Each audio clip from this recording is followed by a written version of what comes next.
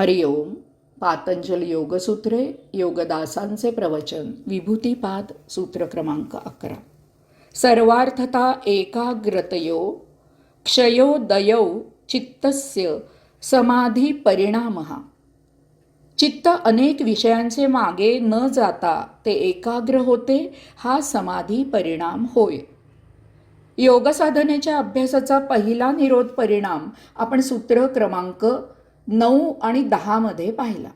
येथे आता दुसरा परिणाम पाहायचा आहे. चित्त सर्व ठिकाणी सर्व विषयात रस घेणे कमी कमी करून जेव्हा एकाच विषयात रस घेऊ लागते तेव्हा त्याला समाधी परिणाम म्हणतात. हळूहळू सवयीने धारणेवर ध्यान लागू लागते.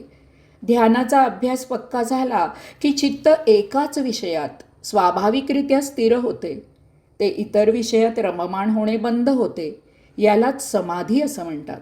समाधी परिणामी योगी इतर कितीही विषय समोर आले तरी तो त्यामधून सहजच बाजूला होऊन आपल्या साध्य विषयात स्थित होतो.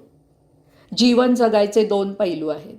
एक म्हणजे जी परिस्थिती आहे त्यात आनंदाने जगणे, जे नैसर्गिकपणे उपलब्ध आहे त्यात समाधानाने जगणे, जे आहे त्यात स्वर्ग निर्माण करून नव्हे तोच तेथेच स्वर्ग आहे हे जाणून आला क्षण आनंदाने व्यतीत करणे, जे आहे त्यातच स्थिर राहून जीवनाचा आस्वाद घेणे. आपली प्राप्त परिस्थिती हेच या जन्मीचे आपले जीवन आहे हे ओळखून आनंदाने त्याचा आस्वाद घेणे. त्यातून जर परिस्थिती आपोआप बदलली तर त्या बदललेल्या परिस्थितीशी जुळवून त्याचा आनंदाने स्वीकार करून त्याच मोठ्या समाधानाने आयुष्य मजेत व्यतीत करणे. दुसरे म्हणजे आपल्याला ज्या पद्धतीने, ज्या प्रकारे, ज्या परिस्थितीत सौख्य वाटणार आहे ती परिस्थिती निर्माण करून मग त्यात मोठ्या सौख्याने जगणे. प्राप्त परिस्थिती आपल्या कौशल्याने, आपल्या स्वबळावर, आपल्या बुद्धीने, आपल्या वैचारिक बैठकीला पोषक वातावरण निर्माण करून त्याप्रमाणे त्यात सौख्याने त्याची मजा घेत जगणे. बहुसंख्य माणसांची जीवनपद्धती ही दुसऱ्या प्रकारची आहे. प्रत्येकजण प्रत्येक गोष्टीची तक्रार करत असतो. कोणालाही प्राप्त परिस्थिती नको असते, कारण माणूस समोर आलेले न स्वीकारता सतत त्या परिस्थितीबद्दल विचार करत असतो. ही परिस्थिती मी कशी बदलू शकेन हा त्याच्या जीवनाचा स्थायी भाव झालेला असतो. एका ठिकाणी कोणालाही थांबायला नको असते.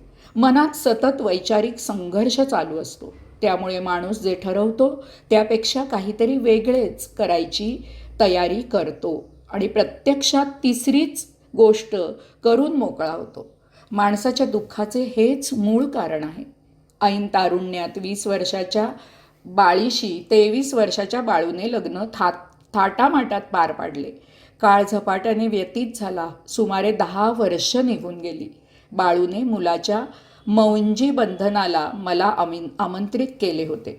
त्या समारंभात एका गाफील क्षणी मी बाळूला विचारले, बाळू, तुझ्या लग्नानंतर मला तू प्रथमच भेटत आहेस. कसं काय चाललंय? मजेत, सुखात, आनंदात आहेस ना? बाळू मला म्हणाला, अजून काहीच समजत नाही. एक गोष्ट नक्की की आत्ता तुम्ही मला मजेत, सुखात, आनंदात वगैरे जे काही विचारले तसा मी 10 वर्षापूर्वी नक्की होतो असे आता वाटत आहे. पावसाळ्यात भिजायला होते म्हणून पावसाची तक्रार असते, परंतु पाऊस पडला नाही तर खायचे काय म्हणून न पडलेल्या पावसाबद्दल तक्रार असते. हिवाळ्यात खूप थंडी वाजते म्हणून तक्रार असते. उन्हाळ्यात फार कडक उन्हाचा चटका बसतो म्हणून तक्रार असते. जे आहे त्याचा स्वीकार करून त्याप्रमाणे जगायची आपली तयारी नसते. माणूस नैसर्गिक आचरण करू शकत नाही, कारण त्याला विचार करायची बुद्धी असते. विचार म्हणजे विशिष्ट प्रकारे आचरण करणे. ते तसे नसेल तर मानवी कौशल्य वापरून ते बदलून पण स्वविचाराने त्याप्रमाणेच आचरण करणे. आपल्या विचाराप्रमाणे स्वबळावर परिस्थिती बदलून आपले जीवन व्यतीत करणे म्हणजे विचाराने जगणे होय. एवढा प्रचंड निसर्ग पसरलेला आहे. तो सतत बदलत आहे. मग माणसाने आणखी बदलायची खरंच गरज आहे का? निसर्ग बदलाने जे वैचित्र्य होत आहे त्याचा स्वीकार करायला काय हरकत आहे? या नैसर्गिक बदलाचा निर्भेळ आस्वाद घ्यायला काय हरकत आहे? ही परमात्म्याची सृष्टीलीला जशी आहे तशी स्वीकारायला काय हरकत आहे? मनुष्येतर प्राण्यांना विचार करायची बुद्धी नाही, हे किती छान आहे. का तेही तक्रार करत असतात? त्यांची भाषा कळत नाही, त्यामुळे हे कळायला काही मार्ग नाही. माणूस सतत विचारात असतो. तो स्वतःच्या आणि इतरांच्या विचारात जगत असतो. हेच त्याच्या दुःखाचे कारण आहे. विचाराने मिळवून जे जगायचं त्यापेक्षा तो त्या विचारातच जगत असतो. जे मिळवायचे ते मिळेपर्यंत जगायची उमेद निघून गेलेली असते. माणूस असा विचार करून शेवटी शरीराला, बुद्धीला, मनाला आणखी आणखी सौख्य प्राप्त करत असतो. तो विचार करतो म्हणजे सतत देहादी इंद्रियांच्या सौख्याचाच विचार करत असतो. तो स्वतःसाठी विचार केव्हा करणार? स्वतःसाठी वेळ केव्हा देणार? शरीराला, बुद्धीला, मनाला आणखी आणखी सौख्य प्राप्त करून देणे कधी संपणार आहे का? प्रगती, नवीन शोध याचा अर्थ शरीराला, बुद्धीला, मनाला आणखी आणखी सौख्य, आराम मिळवून देणे. जरा विचार करावा, ही प्रगती कधी थांबणारी नाही. ती एक सतत चालू राहणारी प्रक्रिया आहे. सृष्टीलीला अद्भुत आहे. संपूर्ण विश्व आकलन होणं अशक्य आहे. जितके शोध लावावे तितके नवीन आकर्षण वाढत जाणार आहे. त्यासाठी आणखी नवनवीन शोध लावावे लागणार आहेत. याला अंत नाही. हे असेच चालू ठेवले तर आयुष्य जगायचे केव्हा? शोध लावणे म्हणजे आयुष्य जगणे नव्हे. शोध लावणारे शास्त्रज्ञ त्यांचे स्वतःचे असे आयुष्य जगू शकत नाहीत. त्यांना जेवायलाही वेळ नसतो. असला तरी ते शांतपणे व्यवस्थित जेवणाची मजा घेत जेवू शकत नाहीत. कारण संशोधनाचे विचार मनात थैमान घालत असतात. मन स्वतःसाठी जगायला थांबायचे, मग स्वतःसाठी जगायला थांबायचे कुठे?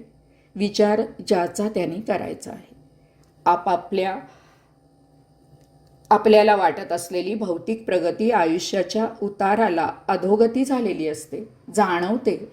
कारण एवढे सुंदर आयुष्य न जगताच संपायला आलेले असते. मरताना एवढेच समजते की आपणही येथे जन्माला आलो होतो. मधल्या काळात जगायचा विचार करण्यात जगायचेच राहून गेलेले असते. यापेक्षा माणूस जर दोन विचारांच्या मधल्या क्षणावर स्थिर होईल तर आनंदी होईल. या स्थिरतेत समाधी लागेल. भूत आणि भविष्यातील असे दोन्ही विचार गळून पडतील.